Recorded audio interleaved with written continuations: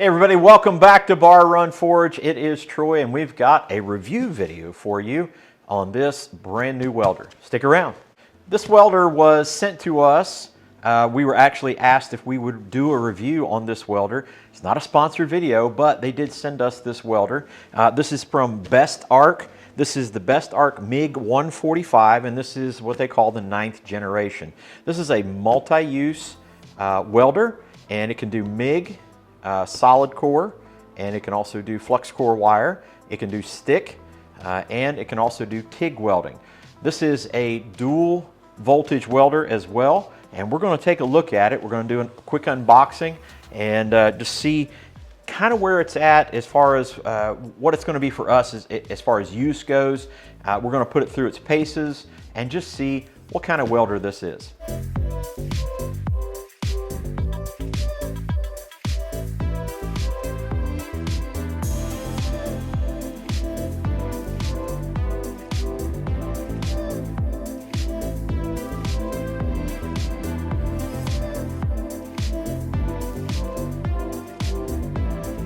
Let's take a look at how the welder came and what it comes with. And I can just tell you already, Eli and I are looking at this and we're impressed.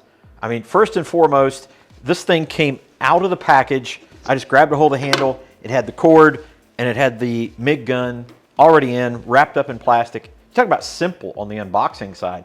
And it was well boxed up. I'm not a big person on the whole how things are packaged or anything like that. And there are some companies that do it really well, some companies that do it really poorly. This was fine. It was very well packaged. Everything was tied up quite nicely. And we'll talk about what's inside the box.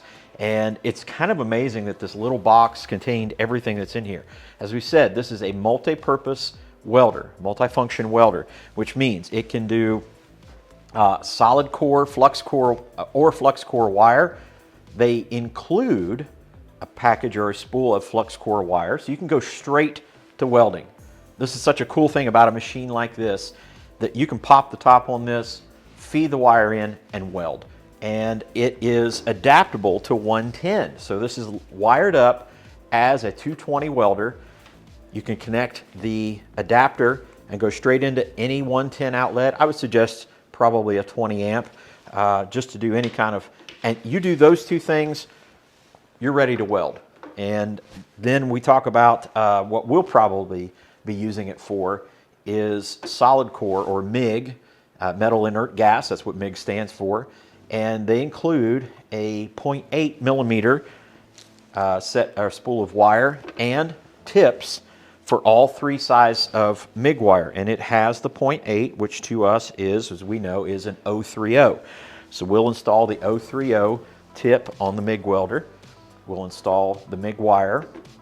And then it has the gas line for your MIG gas. That's your argon mix. And so we'll hook the line up on the back, get our tank out here, run our spool through, and just see what it'll do. The other thing that they include is the stick welder stinger. So again, it's all the same DINs. Everything plugs in the same way as pretty much all the welders. I could take this right over to the Vulcan welder, plug that in, as most welders they can do that. We're not going to test it stick welding today. I've seen tests on this, does just fine. There's nothing really that this welder doesn't do that it's not supposed to do. I mean, everything it's supposed to do, it does. And we're going to test it primarily on MIG. It does have the capability of doing TIG welding, which is tungsten inert gas. That's what TIG stands for. And we have a TIG torch. And who knows, one day we might test it out doing TIG welding. But this unit we are really happy about getting because it's designed, its purpose for us to have it. Number one is to test it and review it, but we want to keep it in the blacksmith shop for basically tacking things together, MIG welding in that way, and just utilizing it just for putting things together very simply. We don't need the heavy duty welder for those kinds of things. We've got our Vulcan welder here in the fab shop. So what I'm going to do right now, I'm going to read through some of the things on the manual about what they say to set it up. We'll do a couple of those things as soon as we get back, and then we'll give it a test run on some welds. The other thing that I'll mention is it does come with a strap. So if you wanted to hook a strap to it, this welder is extremely light. This is an inverter machine, so very, very light. And you could take this right out to the job site. If you had a power source like a generator or something like that, you could throw this over your shoulder, plug it in, weld right there without ever taking it off your shoulder. You could do a field weld with this machine, and I think it would do a fine job. But that's not what we're going to use it for. So we're going to look through the manual. We'll do some setups, get some things hooked up. I'll show you how to run the MIG wire through the spool. Really neat little setup underneath here. And then we'll look at the settings on the MIG welder and get it set up and ready to go. Well, after looking at the machine and looking at all the parts, I got the manual out. Already very impressed with the manual. The pictures are very simple, very easy to understand, shows exactly where things are supposed to go. The other thing that I had seen in another couple videos, but on the drive wheels, they actually have two different drive wheels for you. And one is designed for flux core wire and the other is designed for the gas wire. We'll take a little bit tighter look at that when we open up the top here. It is kind of small in here, so we're going to get an overhead shot of how to set all that up and feed our wire through the spool gun. But right now I want to talk about a couple of the features and then setting up for gas welding. I've already got the provided hose hooked up on the back. They provided some Teflon tape. It was not very good. It was kind of cheap, but it works.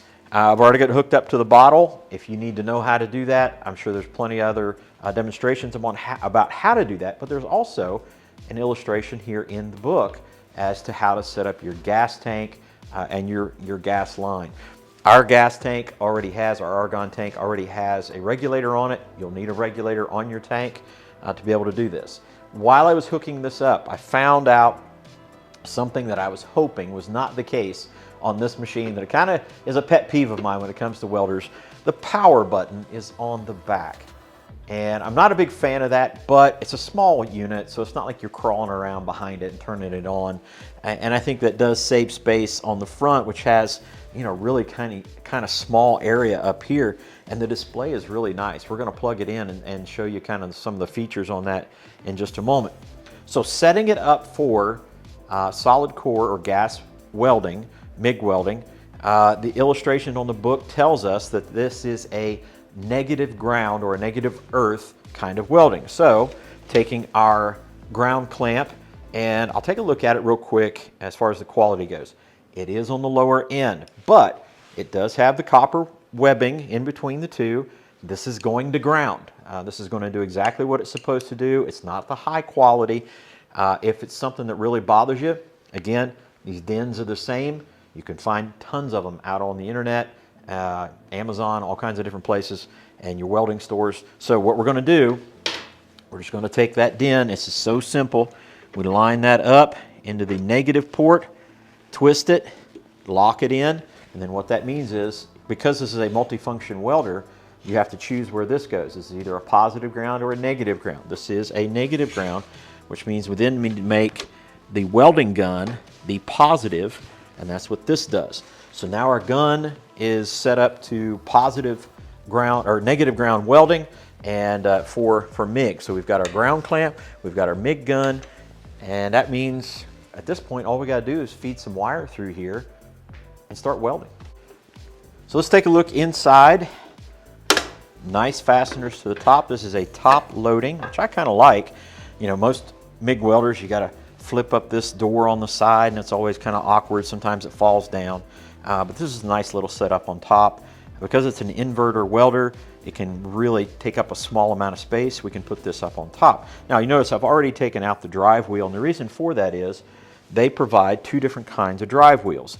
One is for your flux core wire. It has a different gear set up on it and a width, and then the other is for our wire for MIG gas welding, and we're going to put that right in there, and it's really kind of a nice easy setup.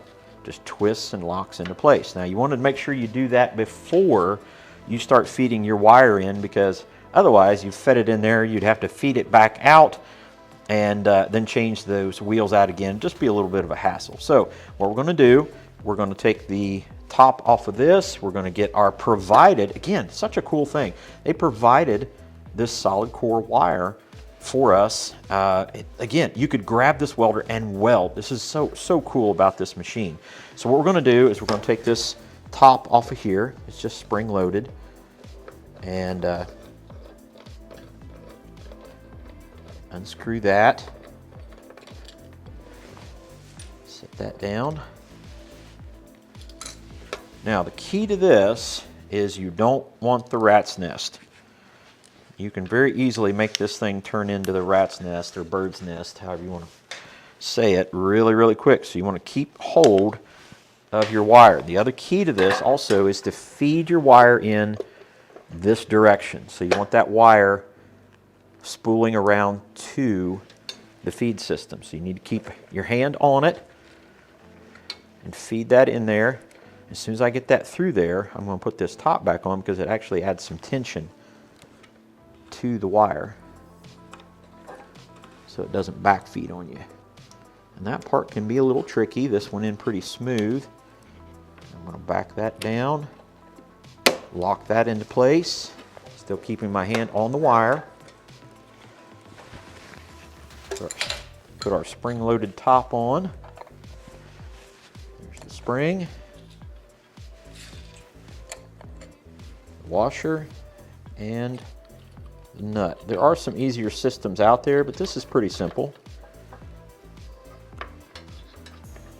So already, that's to the positive. That's got tension on it. The spool is not going to turn. We've got the drive wheels in here with tension on them as well. So we are partially fed already in there. Really cool feature I would like to show you on this welder that a lot of welders are including nowadays is this power wire feed. And essentially you just turn it on, press this button, and hold on to that button until it feeds the wire all the way out to the end. The reason why that's important is if you're running gas welder, if you just pull the trigger, you're gonna run through gas. So this will save you on gas, and it's just convenient. You can just sit right here, hold on to the gun in one hand, press this button with the other, and watch everything feed through real nice and smooth. So we're gonna plug it in and feed our wire through. Turn our power on, watch everything come to life on the welder. LCD screen is lighting up. And with that all done, we're going to go ahead, and I've got the line for the MIG gun. Try to make it as smooth as possible. And the other thing you'll notice is I've taken the tip out of there. The reason for that is if the end of that wire that I cut has a little bit of a knurl or something on it, it might get stuck in the gun, and then you've got another problem in here. So what we're going to do is just slowly feed that in, just keeping an eye on it. And we're hoping it'll come out of the gun here very shortly.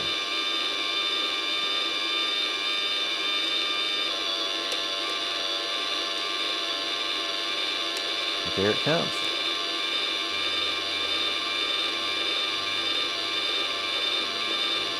There we go. Bring out a little bit more. Now the next thing I'm going to do before I do anything is turn the welder off, just in case there's some sort of arc or anything like that that I haven't seen. Okay, with the welder off, get our 030 tip, thread that,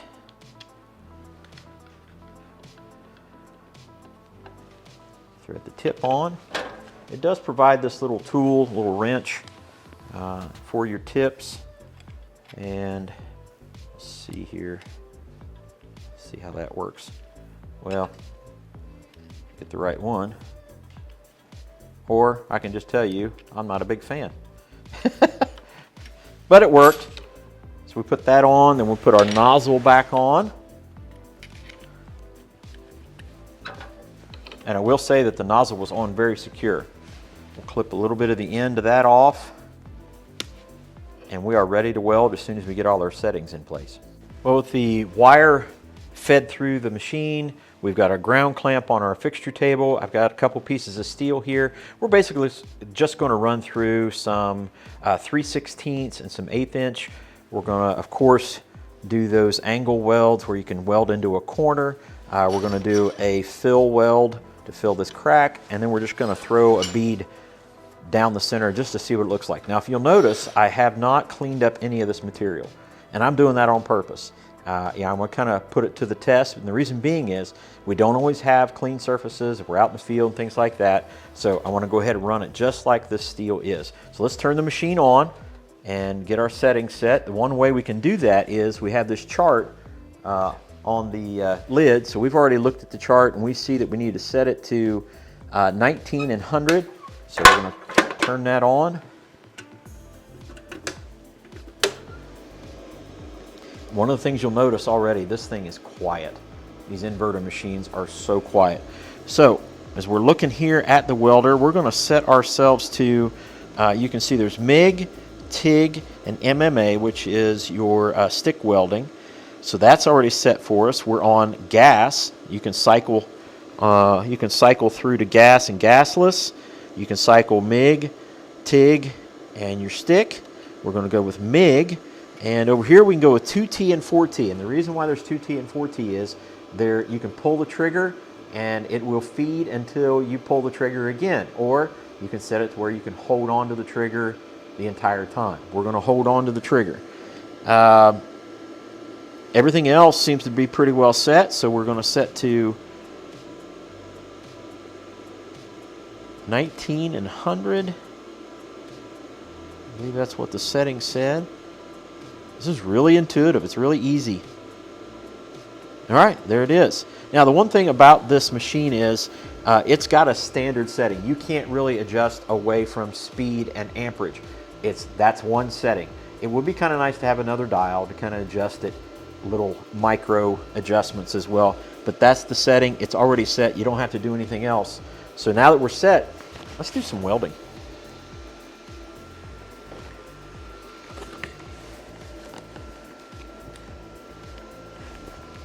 All right, so we're going to do a push weld inside. Here we go.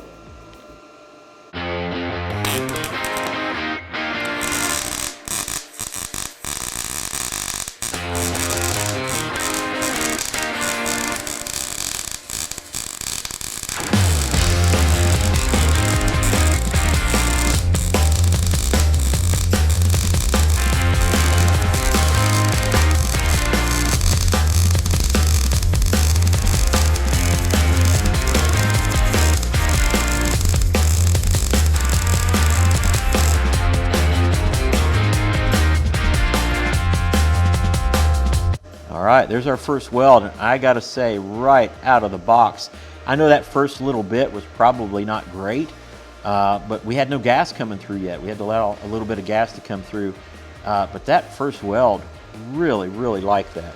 Let's turn it around, see if we can't get a little bit better weld.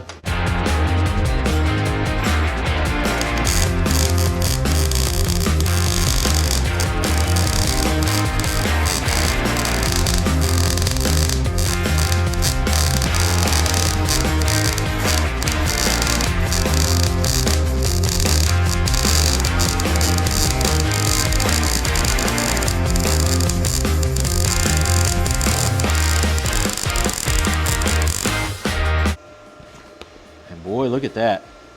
Other than operator error, that threw down a nice weld. So now we're going to do a fillet weld and then weld 3/16.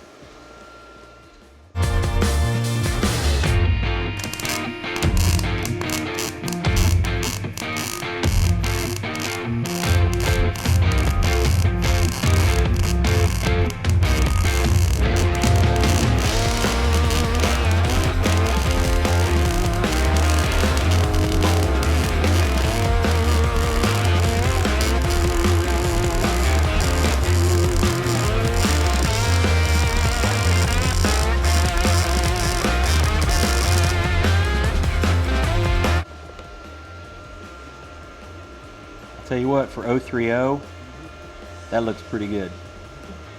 That's a nice little fillet weld.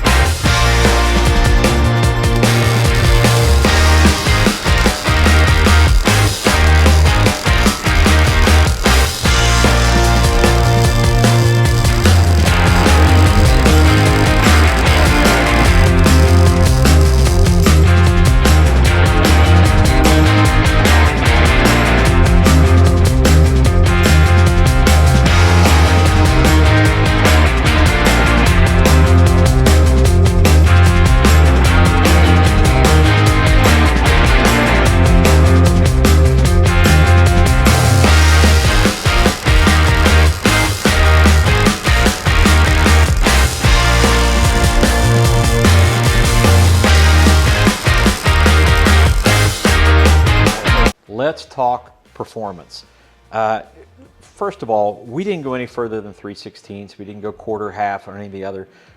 You know, we know that this is I won't call it heavy duty, or it's not a big unit as far as that goes, but it is a 220 welder. It will weld up to the higher side of things. Its duty cycles are not as high, but the key is, let's talk about what it did. And what we want is penetration in our metal so that we have a good weld. The one on the left is our lightest setting. The one in the middle, we cranked it up just a little bit, and then we moved to the 1/4 inch setting. And we just noticed a little bit, if you look into the cut, it goes a little bit above or a little bit below the other ones in its penetration, but all 3 welds penetrated quite nicely. So we're impressed with that. When it comes to the fillet weld, you can easily tell penetrated all the way through, did exactly what it was supposed to do.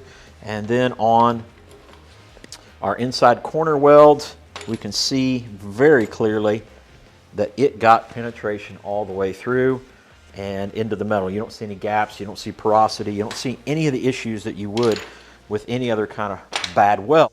So the fact of the matter is, it welds, does a good job, and the settings are easy, the loading of the wire is easy, what you get in the kit is easy, everything is nice. Let's talk pros and cons. First of all, let's get the cons out of the way. You know the one I don't like, I've already mentioned it, it's that switch on the back. I can get over that. That's not that big a deal. It's a small unit. It's not a big distance between the two. Obviously not a big fan of the aqua blue or whatever color that is. Who cares? It's just a welder, right? The other con that I would say on the front, the only con that I would say about the digital display and the readout on the front is there's not room for micro adjustments. If you want to get a little bit more amperage but not as much speed. But I think it's so intuitive that that's not a big deal. The gun, a little bit of a con. It's a little lighter on that end, but only a little bit. I'm not fully disappointed with it, but that would be one con that I would say. That's it. That's the only cons that I see on this machine. Now let's talk about pros. First of all, it's an inverter machine and it's super light. It's one of those machines that you could just literally grab if you wanted to do it with the strap and go flux core, plug into a 110, go weld somewhere, and I think it would do just fine. The other pro that I would see is the flip top and the feed system for the MIG wire. What they include, that's another huge pro to this, is they give you the flux core wire, they give you the solid core wire, they give you a good clamp, they give you pretty much the stinger for stick welding. I mean, this thing is set up and ready to go right out of the box. It was boxed well. I mean, you pick it up out of the box, it's hooked up. It's pretty much ready to go. I think that's a huge pro. A great plus on this is the digital readout and how intuitive it is. I've already talked about that. I don't want to go over that anymore, but man, is this thing easy to operate. So I think if you're looking to just get into welding and you want to do, okay, how do I stick weld? How do I flux core weld? How do I gas weld? How do I just get into MIG welding?